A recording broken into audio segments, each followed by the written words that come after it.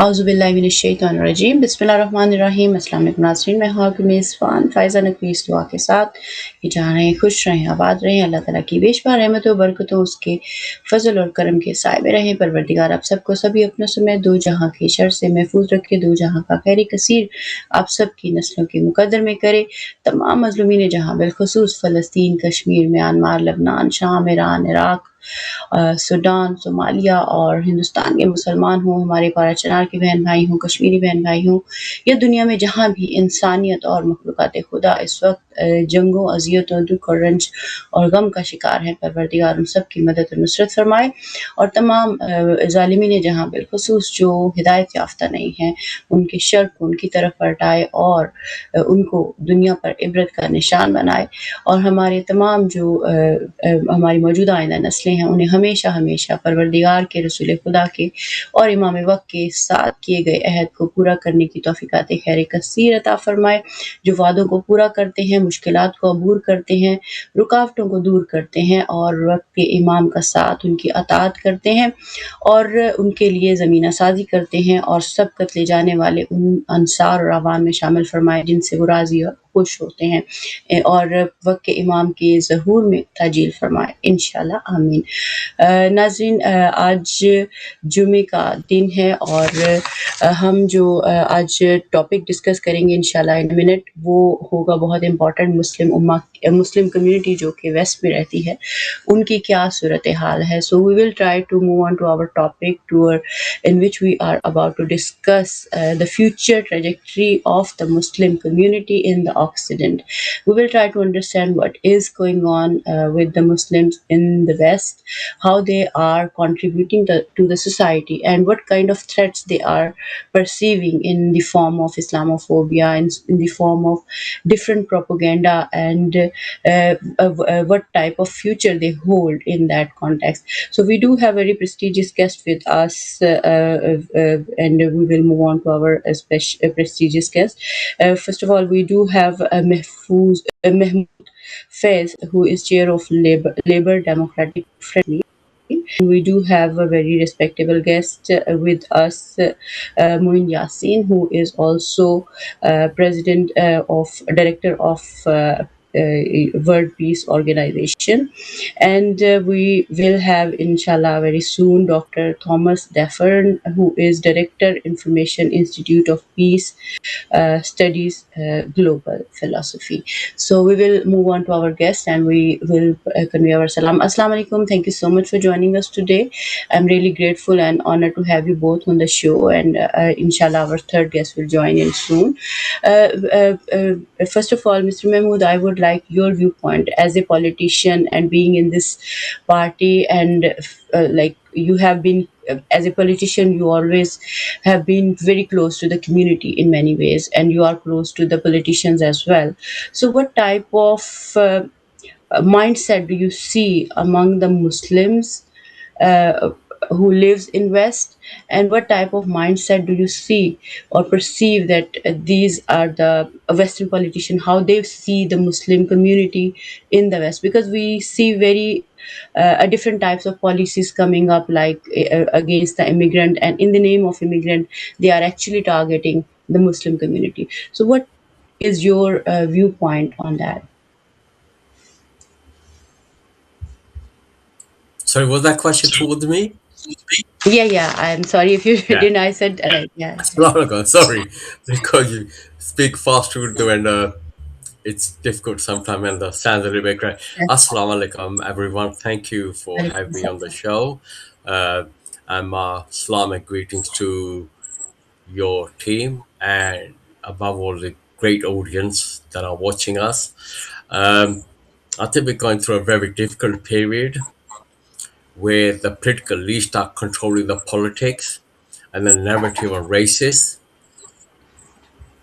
The large sort of the elite are bringing about Islamophobia so that the common man has a hatred for another common man and does not see who his true enemy is. The hidden enemy who is sponsoring all these demonstrations These demonstrations that took place in London didn't happen because little Tommy had spare million pound in his pocket. Little Tommy was paid. Coaches were paid for. The TV screens were paid for. The entertainers were paid for. Very bad entertainers, may I add, were paid for. They weren't paid for little Tommy. They were paid by large sponsors. People who want to turn brother against brother, sister against sister. Let's remember that, we had people on that demonstration saying about Christianity, make this country Christian. Yeah, make it Christian. Go to church. Do what we Muslims do. Go to mosque. Go to synagogue. No one's stopping you. When has anybody stopped somebody from going to church?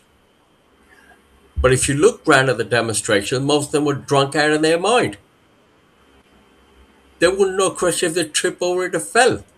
They would know that in the Quran, Mary is named more than she's in the Bible. Because they have no understanding of that they are being used as fodder. Just as in the First World War, Second World War, the Commonwealth was used as a fodder to fight the rich man's war. This is again the common man fighting the rich man's political war. So that the billions, the rich, are not paid. No one asks them any questions. We are too busy fighting amongst one another. This is not when someone does hatred against Muslims. It's the same mind that will do hatred against women, against our Jewish cousins and our Christian cousins. If you go across to countries like India, where you have hatred for Muslims, but you also have hatred for Christians as well. So we all have to work together and expose these people. Remember, if we are working together, we are stronger, better, and build a stronger, prosperous society.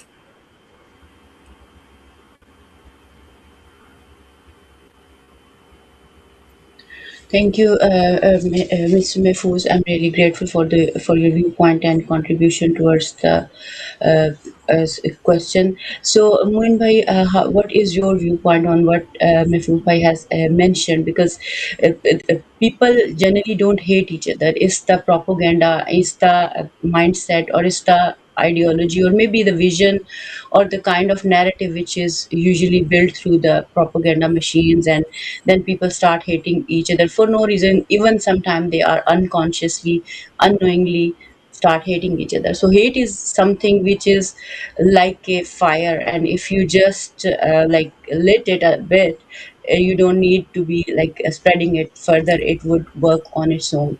So how do you see the situation of Muslim in West? What is your viewpoint, the way when we look at the situation sometime in France, in Germany, in UK, in Australia, in America, in different when, for example, a Muslim does a crime, for example, any crime, for example, it is labeled as a Muslim and XYZ, with the titles XYZ. But when the same crime is committed by somebody who is, for example, white man or any other, they would say he was a young individual with this mindset or this problem they had, for example, psychological issue and stuff like that. So this is the way they create that kind of hatred and that kind of disturbance in the minds of the people against, and which turn them against each other.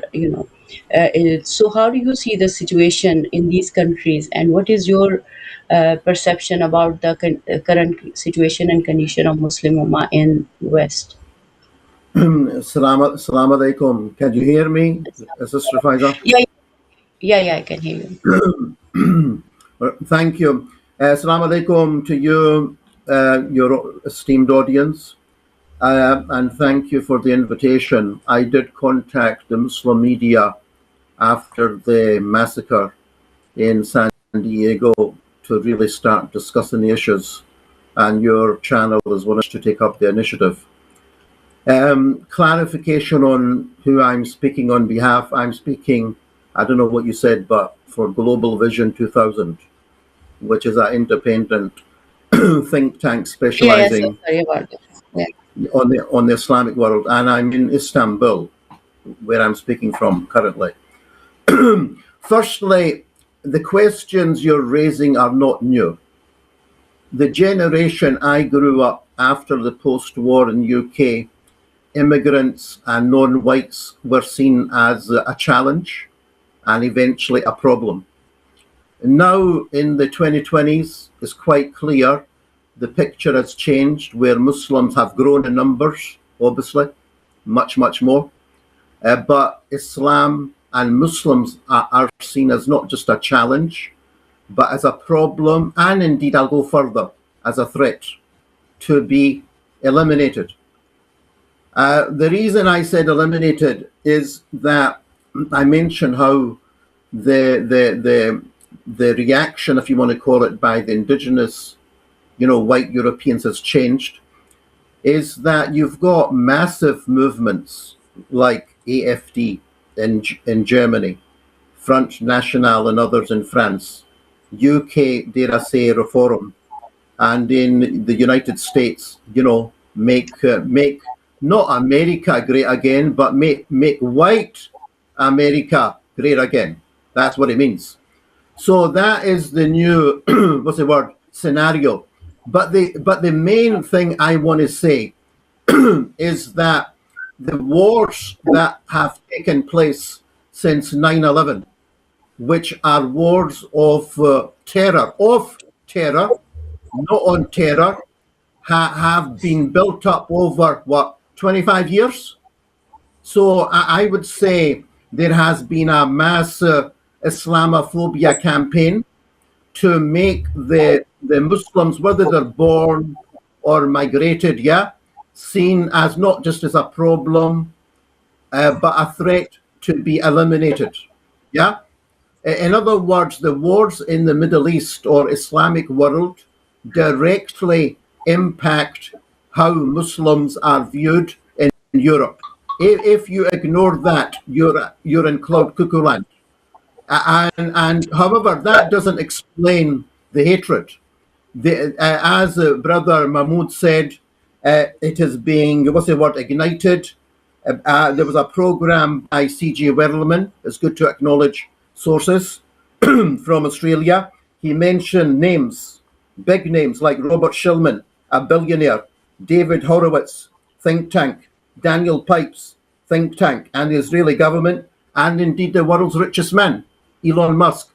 So we've got a combination of very, very powerful, formidable, forces who are sponsoring and igniting this hatred. So obviously there is an agenda. There is an agenda, and Muslims need to not look at the situation. They need to protect themselves. And I have got the words of Prophet Muhammad alayhi salam and his model to guide us. If Muslims listen to him, great. If they don't, they are in danger. Let me repeat that. They are in danger. I will discuss it later. Thank you. Thank you so much, Moin Bhai. We do have our third guest, Dr. Thomas Defrin. Assalamu alaikum. Thank you so much for joining us today. Really grateful for your time. Dr. Thomas, what is your viewpoint when you have been working on the peace study as well as associated with the people on ground as well?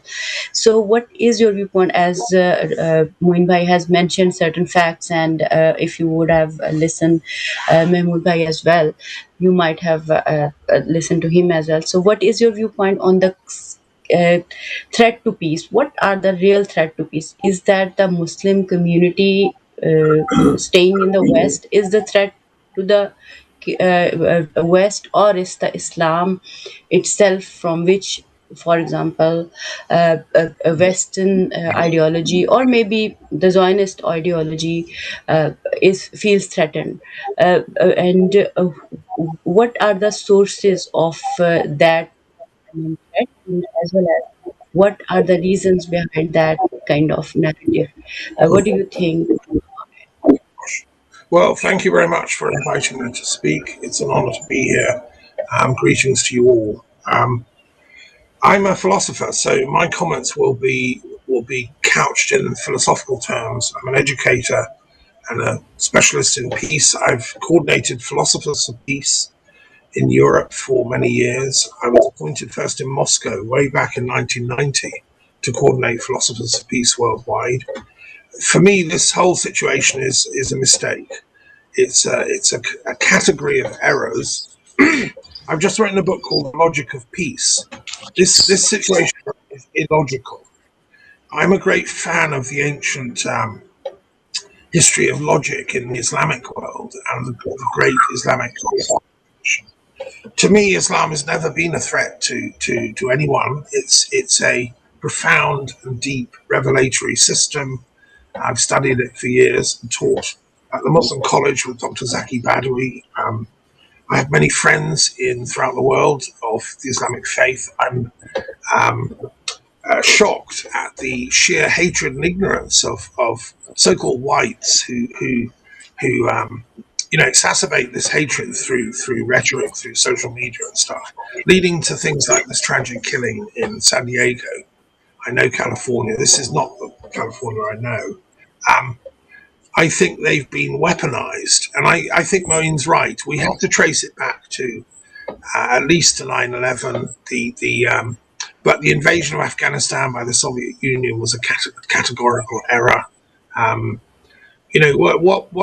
Okay, so, but we can trace it even further back. As a philosopher, I'd like to say the following, that for the first few centuries after the prophetic revelation of the Quran, and I should explain, I've done the first ever in-depth and academic commentary on the entire Quran as a scholar of history, philosophy, spirituality, comparative religion.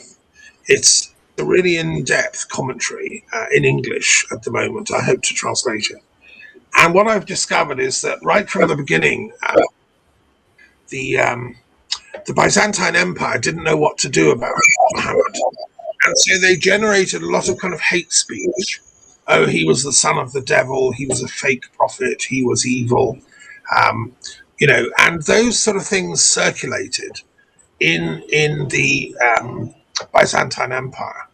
And there was no translation ever made of the Quran for many, many centuries. Now, I find this an intellectual disgrace, but it seems to be true. And the first ever Western translation or European translation of the Quran wasn't done till the 1000s AD at the Abbey of Cluny into Latin. But even then, it wasn't really well done. It was there was some translation work done in Spain at the School of Toledo. But for the first period, and we're talking the Crusades now, they weren't even studying Islam properly. They'd only just got a translation of the Quran, but they didn't really understand it. And there was, so far as I can tell, very little knowledge of the profundity of Islamic philosophy that had been going on for centuries. They hadn't. What they did do was they pinched translations and commentaries on Aristotle by great Islamic philosophers. They said, thank you very much. Now we'll turn those into Christian.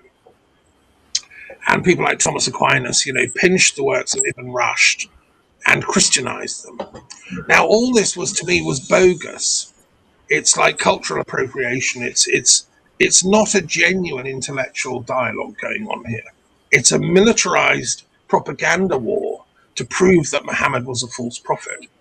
Now, it took centuries for proper translation to come up. And interestingly, some of that work, some of the real deep understanding of Islam happened when the British were in India. We had some great scholars that actually studied Islam properly and spoke to the many, many Muslims in India who were great, great scholars, founded universities, and there was a real exchange going on. So the British actually realized, hey, this Islam thing is amazing. And there were some early converts, there were people, Islamologists, beginning to work in the English language who really understood the thing and wanted brotherhood and peace. Those are the days of Richard Burton going on pilgrimage to Mecca and so on and so on.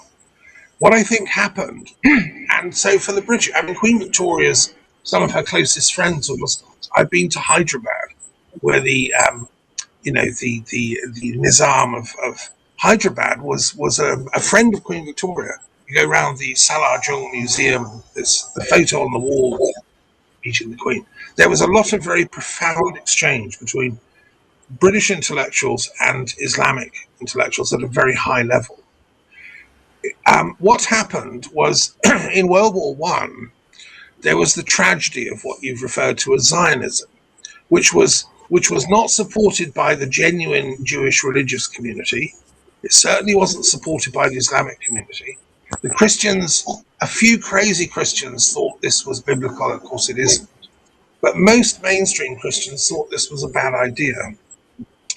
But what happened was that because of the state of Israel coming into being over, several decades, there was a deliberate, I don't know if it's psychological or whether it was deliberate, I think it's a mixture, a psychological trauma of people who fled the Holocaust thinking everyone's their enemies, decided Islam was the enemy. And so created the situation of propaganda and hate against Islam. Instead of, these are our brothers and sisters who've kindly given us a home, we are going to behave. Like when you're a guest in someone's house, you don't trash the house. Now, and America, of course, made a strategic error in supporting this Zionist experiment up to the hilt with weapons, money, rest of it. And we see the consequences that the whole of America, some elements of American society have been Zionized to think of Islam as the enemy. The British actually know they're our brothers and sisters. We're not enemies of the Middle East, of Islam. We actually still want peace here. But America and Israel have created this toxic alliance, which is threatening the world. We've seen the bombing of Iran, which I think is absolutely scandalous.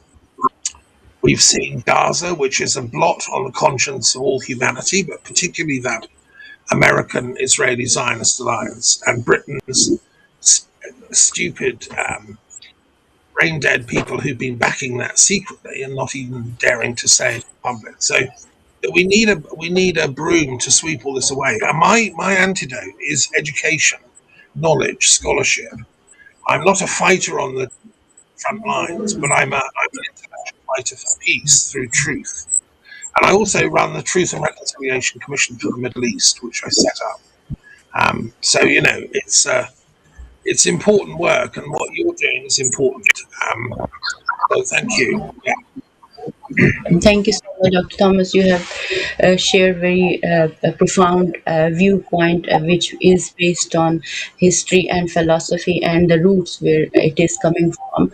Mahmood Bhai, what is your viewpoint on what Dr. Thomas has mentioned and shared as a viewpoint? And Muin Bhai also mentioned the incident of Santiago in which the mosque was targeted and a few people were also martyred in that incident. So what these types of incident, what do they actually express?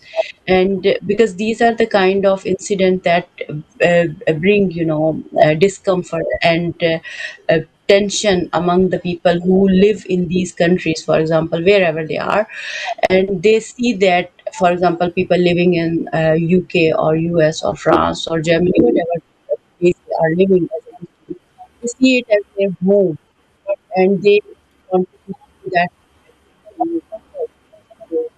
wisdom whatsoever, and they are kind of loyal as well to those places because they think that this is the place we are earning and we are building ourselves and families and all that. So these kind of threats, the way what happened in San Diego and the incidents like that, what is your viewpoint? Why do they happen? And how Muslim community should like think about it and view it, and for example channelize it, or think about it like what kind of future they are holding to eradicate these kind of threats in future, or how do you see that? Well, in San Diego, it's very unfortunate incident, but any attack on any place of prayer is unfortunate. Each Mhm. place of prayer is sacred to that people of that faith, and it needs to be protected, and the people should be free to pray in their place of prayer without feeling uneasy that they may be attacked. Uh, it's the person that carried out the attack, carried out the attack because they felt that they were under attack, that they were of one tribe and the people in that mosque were of different tribe. But in matter of fact, we are all of the same tribe, the human tribe. Yeah. We are one family, but like each family has, we have sisters, brothers, different age, different height, different color, hair. So is the human race like that. The important point is, how do we Muslims help ourselves and others to make this a more peace and prosperous world? One of the ways we can do it is by involving ourselves in community projects. I, for example, used to volunteer once a week at the local church when we came at the when we gave food sort of bank, and that built bridges between the different communities. I'm a local diversity officer, so where people try and build walls between different religions, faith, color, caste, or anything. I help to build bridges. I'm involved in local politics. And to make a change, you need to be at the table where the discussion's taking place. So if I'm at the table and a discussion taking place, I can make that contribution. I'll give you one prime example. A good friend, an English friend of mine, Christian friend of mine, now passed away. And I went to help him write the Christmas cards for the neighbors. He was elderly, and I went to her, and I said, Clyde, where's my Christmas card? And this is true. And he looked at me and said, oh, I thought Muslims got offended if they got a Christmas card. I said, Clyde, I'm more likely to get offended if you did not send me a Christmas card. And this is true. So sometimes people can genuinely not believe things they see in the media or they hearsay without knowing the truth. And then we went, what did we do? We sent Christmas cards to all the Muslims. So all the Muslims heard. And all the Muslims sent him Eid cards. And then come to politics.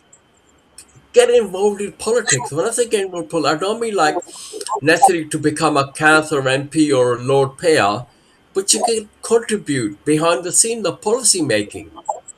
Because the MP, the councillor, actually follow a policy of a party. So if you're there at the table designing that policy that helps build bridges, then we can make that world a better and prosperous place.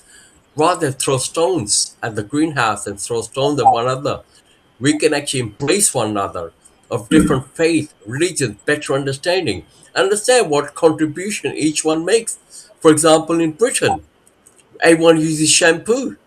Shampoo wouldn't exist in Britain were for a gentleman by the name of Mohammed, who opened it was called the Mohammed's Bath in Brighton. It was called Mohammed's Bath. And all the kings, the lords would go there just to have their hair shampooed. And there's many other examples. You wouldn't have universities if it wasn't for an Islamic princess. Think of what world has done with just a creation of universities. We've changed, not country, but mankind has changed. We're talking now on digital media. I'm also a microcontroller processing engineer, by the way. The logic circuit depends on a combination of 0 and 1s. The 0 is an Islamic invention which allowed the logic to be built, we allowed analytics to be built, we allowed mobile phone, car, computers, laptop, almost everything you use that's electronic. And a logical brain would never exist if it wasn't for Islamic scholars.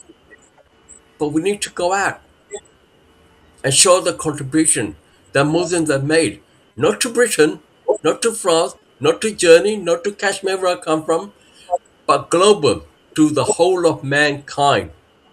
These things would not exist. The mobile phone use, the computer would not exist if it was not for Islamic scholars. That's really true. So it's beautiful concept you have shared. As Imam Ali also says that you are brothers in iman or faith, or you are brothers in humanity. So as a human being, we all share and contribute human values. We same a mother is mother, whether it's a Christian, Jew, or Muslim, or Hindu, or Sikh, or whichever color, tribe, or race they come from. When their child is in pain, they all have the same kind of pain to see them in suffering. So, Moin, what is your viewpoint, as you were saying that in West, like Muslims have a threat and are seen as a threat as well. So, what do you think in the light of the point of view Mr. Thomas and Mahmood Bhai has shared? Where would you like to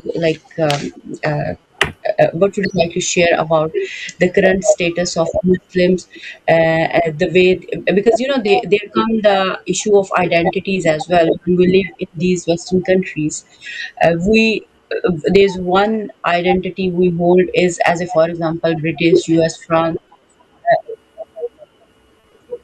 and the other we have like as a Muslim ummah in totality, and the other one wherever we have come from, for example, India, Pakistan, or whatsoever.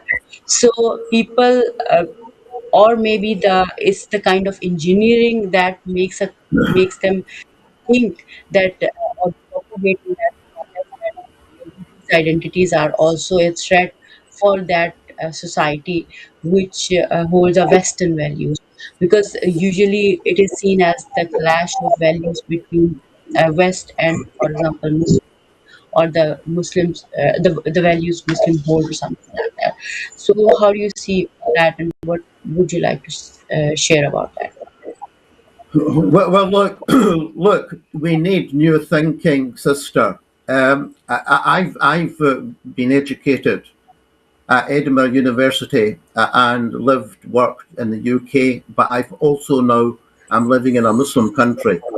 Indeed, the city I'm in is the center, you could say, of world civilization, Istanbul. So I've had the luxury or the pleasure of having a different, independent thinking. I mentioned my university, Edinburgh University. There was a book in the 80s by Professor Normal Daniel, Islam and the Making of an Image over 1,000 years, which Thomas referred to. There was also a book on the rise of colleges and Islam in the West, where Muslims are the inspirers of the Western education system. But the point I'm trying to make really is, firstly, is that Zionism, I agree with Thomas, there is various evidence that either the State of Israel or Zio-Nazi billionaires or sympathizers are funding most extreme Islamophobic right-wing parties. That's been documented. You need a program on that. So that's point one. Because it's in Israel's interest to demonize not just the Arabs, but the entire Islamic world. Globally, actually. Not just Muslim countries, but Muslims in the West, who have a bit more freedom. So firstly, we need to identify and publicize the role of Zio-Nazis in the media. So your channel, for instance, should every week target one of these organizations and expose them and put public pressure on them. Point one. Point two, Thomas mentioned that the current situation of open-air killing is illogical, or Islamophobia. Yes, it is, but as I said, it's been funded, including people like Elon Musk. Indeed, it's shocking. Last year, he was promoting on a live stream, some thug. Unbelievable, to my generation,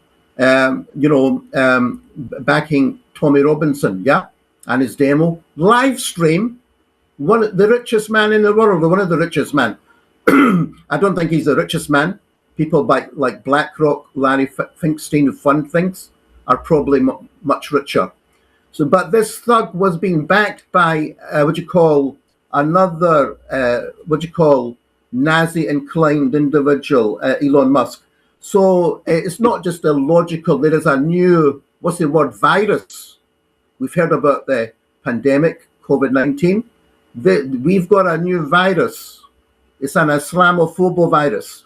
Now, the other thing I want to say, and this is important for the Muslims in Europe and West, who are almost a nation.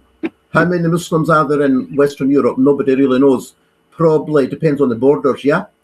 20, 30 million, yeah? Another 10 plus in America. You're talking about, in the Western Hemisphere, including Latin America, about 50 million Muslims, leaving aside Russia.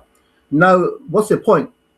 I think because a lot of Muslims are from ex-colonies, we look up to the West. I've studied the West, and we've got 20,000 videos on our website. I'm sorry, the history of the West is of genocide. Unless Muslims understand where they're living in, they're in trouble. The West has a history of not just colonialism, imperialism, but genocide. I would say up to 500 million people have died in India, the Bengal famine, for instance, the African massacres like the Congo, yeah, Algeria and so on, Palestine currently, and in the Americas and Australia. I would say from 500 to 1 billion people have been decimated. So what's the point? You are not living in lands of liberty, freedom, and democracy. Let me repeat that. It's got to sink in. You are not living in lands of freedom, liberty, equality. These lands, their hands are bloodied. They are red with the blood of innocents. Now, why do I mention that? Well, there is a danger to the existence of Muslims in the West. Why do Muslims not talk about this? I'll tell you why. When there was a recent demo in London, last week, Unite the Kingdom, by this thug, he was protected by the British police, media, and establishment. Yeah? Would that have happened if that was a march and a demo against Jewish people? No. Indeed, one guy, C.J. Lerman, said 60,000 people marched in London, and I will add, with a Muslim mayor and a Muslim home secretary. In other words, Muslim political representation means zilch, zero. They were able to do nothing. And he said this wasn't a protest, C.J. Wellerman. He said it was a program in slow motion, and the British establishment gave it a police escort. So my point is, wake up, Muslims.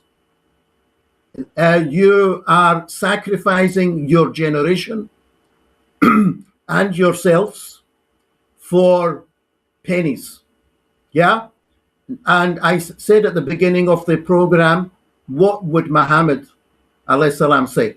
Because people might not agree with me, but let's put Muhammad alayhi salam in the interview. You know what he would say? Are you ready for this? It's not my view. He would say to the 2 billion Muslims, or the 50 million in the West, he said, why did I move from Mecca to Medina? Can anyone answer that? Was he being threatened, attacked, humiliated in Mecca? Yes, he was. Not by whites, by his own tribal people. For why? Because he was Arab, they were Arab. It was his beliefs, yeah? He stood for monotheism and a socio-economic just society.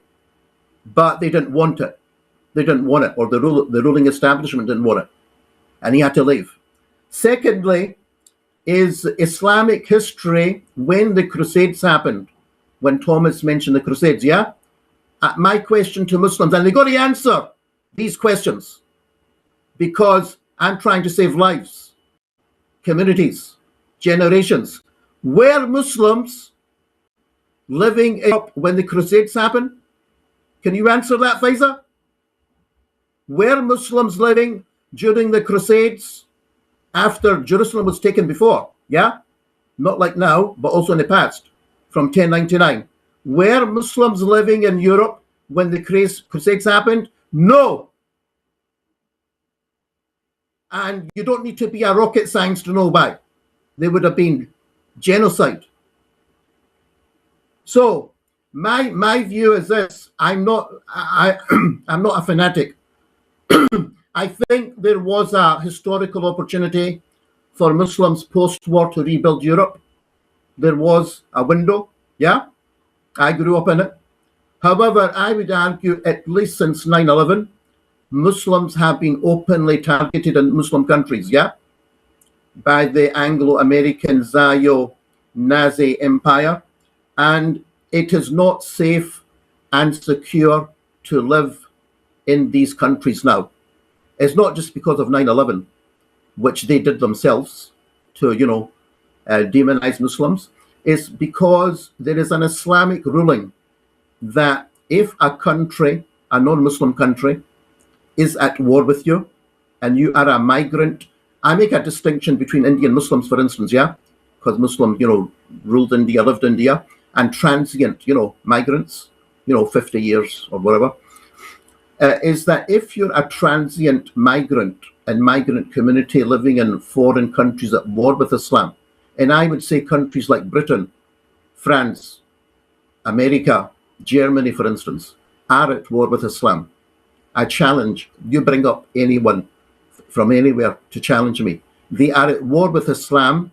They have openly showed their enmity and their support for genocide in our Holy Land. It is haram to live in these countries. Now, that may not be a fatwa. It's my opinion based on Islamic law. And all I will say is, of course, not everyone can leave, but it will be foolish if Muslim mosques, organizations and media do not put that on the table. And indeed, it's got policy implications. If certain Western governments or political parties want Muslims to leave, right, put it on the table and we can discuss it, because Islam does not want us to stay here, and we can say to them, right, cough up, facilitate the mass, what you call remigration. So there's policy implications. Thank you.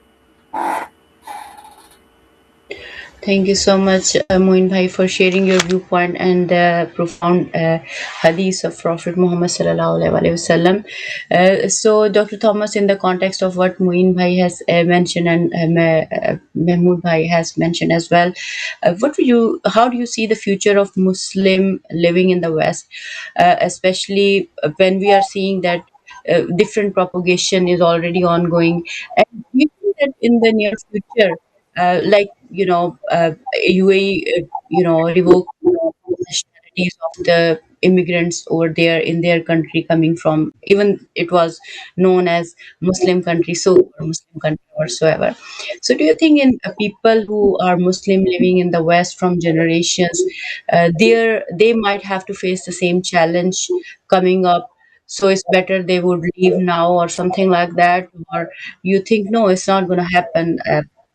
There's something else which might be coming up, and how we can improve the situation, because it's not something which is coming from the people. When we look at the Gaza situation, Palestine situation, or other human crisis, especially when war happened in Iraq, yeah, and these kind of decisions were taken, I feel like more than the Muslim, there were non-Muslim who were standing up against the oppression, because it's the connection of soul to soul, heart to heart, because as a human being we all love peace and justice, and we all stand up, and because oppression happen in one place is oppression everywhere. So in that context, if we look at the situation, how do you see the future of Muslim? What kind of challenges do you see that they might have to face in your future? Gosh, well, there's a term in management science we call change agents. I'd like to think of people of faith, all people of faith, including true Muslims, are change agents for the kingdom of God, or the you know the idea that we humans can actually achieve a world of peace. I'm committed. My kids used to tell me, I was a teacher for many years in British schools teaching religious studies. They used to say, Thomas, you must be an intelligence agent. All the places you've been, all the work you've done. I say, yes, I'm an intelligence agent for the kingdom of God, which doesn't yet fully manifest. I like to think that Christians and Muslims can make peace together. I understand where Moeen's coming from, and I lament with him at the cruelty and horror that some people have done to each other on all sides, actually. I still believe that Christians and Muslims should be making peace as a symbolic sort of benchmark for humanity, because we belong together. We're the two largest religions on this planet. And that would be a start, because and in my work as a scholar of religions and philosophies, I've done not only a commentary on the entire Quran, but I've also done one on the Christian Gospels, and I've gone into the huge detail theologically. My daughter is currently training as a vicar at the University of Oxford, and I'm trying to sort of, and they do have an interfaith day as part of that. They went around the mosque in Oxford and stuff like that. I believe that the solutions to humanity's problems are not that we all up sticks and move to some other country en masse and cause huge problems, but no, that we advance on the ladder of enlightenment. It's a vertical alignment, and I'm friends with the former Palestinian ambassador to London. I did meetings in Parliament about peace in the Middle East, and he said, Thomas, Israel, Palestine, we don't have enough room for horizontal expansion, but we have room for vertical expansion, meaning we can become more enlightened. We can live, and if we do that, we can live together in peace. Now, I believe what that requires is that non-Muslims in the West have to really go back to school. I think it's scandalous in the USA. There's no religious education in the entire school system. It's not allowed. So no wonder you get idiots like these two teenagers reading Adolf Hitler and saying, let's go and shoot Muslims. I mean, it's these people are ill-educated, and all the school shooters, and then they all vote MAGA because they have no grasp of ethics in their bones. They've not been educated. So the first thing is get religious education into the schools in the USA, so they learn about the core principles of Islam and Christianity, Judaism, Hinduism, Buddhism, etc., Jainism, and they see they're all actually interconnected, and the Muslims are not a threat. They're a threat to our lack of faith and intelligence, because as Mahmoud Faiz said, Muslims have contributed so much intellectually to humanity, and numbers themselves came through the Islamic world to Europe in the 12th century. The whole language of mathematics was made possible. Algebra was invented in Baghdad. I think the zero was actually done in India, but Muslims brought the zero through their number system. We should be honored to have Muslims in Europe as guests and learn from and with them. And I think if we understood, if those kids that were shooting people up thinking, I hate Muslims, if they actually knew what the word Islam means, and that was taught in schools, you see, to my reading, the word Muslim or Islam means surrender to the absolute. I translate it philosophically as a good Hegelian. It means your soul, your ego, surrenders its I want stuff to the absolute. And you say, I will do what God wills, because there is an absolute, there is a God, and I'm in submission to that. Now you can say that.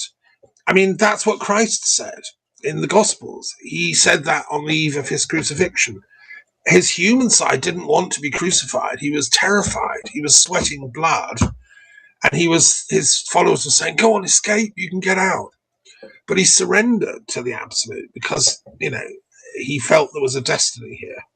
So I think if we understood philosophically what Islam actually represents, it's something we should all do.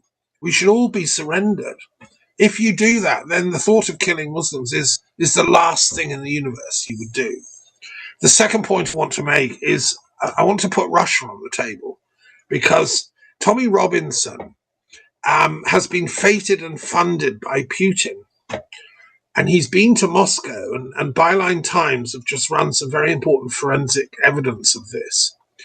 It's not surprising that he's out there being supported, because he's basically a Russian, plottist. Now, so is Musk and Trump. We shouldn't be naive here. We've got Putin's tentacles have gone into the extreme right in America and helped create the MAGA movement. If you read Chris Wiley's book on what, how it was done, then we have to say, well, so Russia doesn't like Islam either. No, Putin made his career by blowing up buildings and blaming it on Chechens to get the Russian people hating Islam. I mean, they've been at war for centuries, ever since the Turkish wars with the Russian Empire and so on. So my job as a peacemaker, we not only have to bring peace with the West, whatever that means, and Islam, we have to bring it in Russia. And there's a whole lot of work to be done with my Russian colleagues at the Institute of Philosophy and elsewhere. And I know some of the leading Russian experts on Islam to realize, I mean, the Russian expert on Sufism is a friend of mine. We have to realize that Russia has to be brought into this equation, because that's where this white racism cradled. Russian neo-fascists around Putin attacked Ukraine because they were demonized in their brains to hate, and only white Russians are the pure race and all that. So there's a huge education work to be done in America, huge education work to be done in Russia.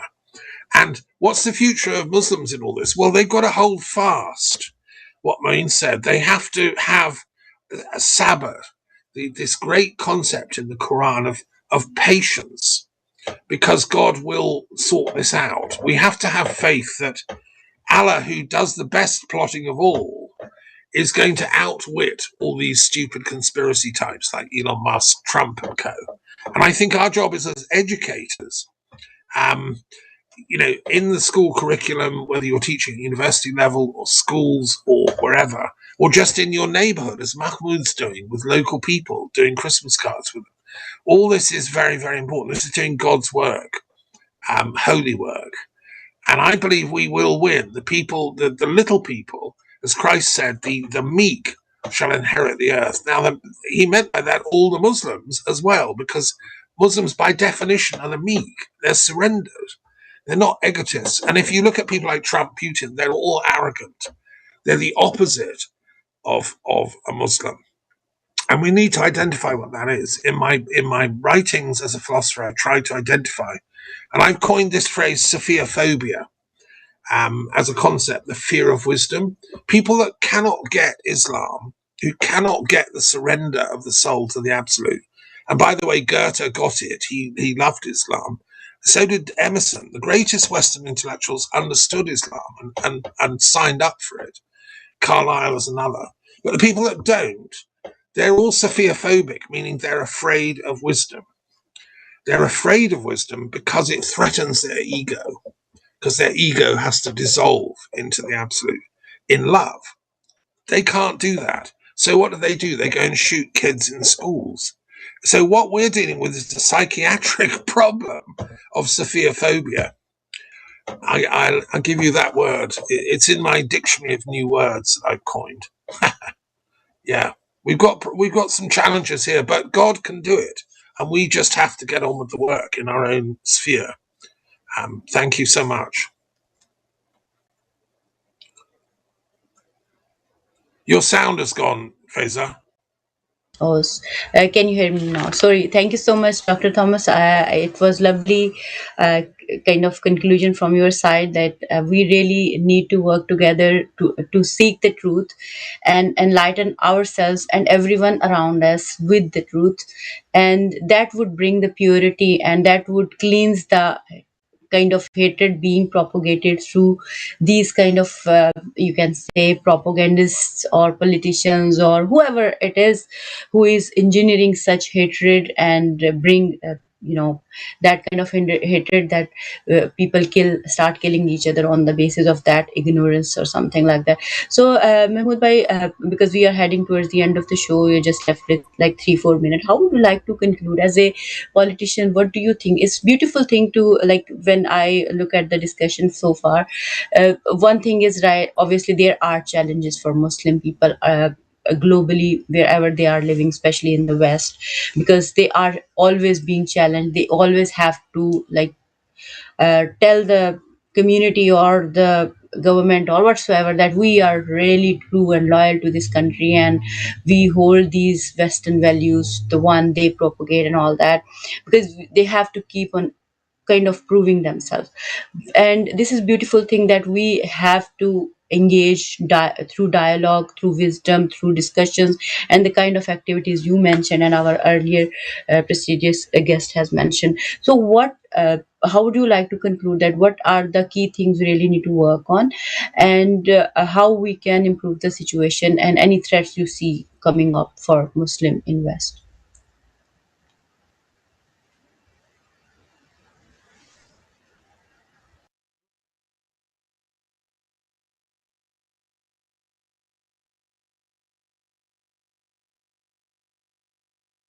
I think so. I can't hear you, Mehfooz bhai. Just one second. Let me check if there is any problem with volume. If you can speak now.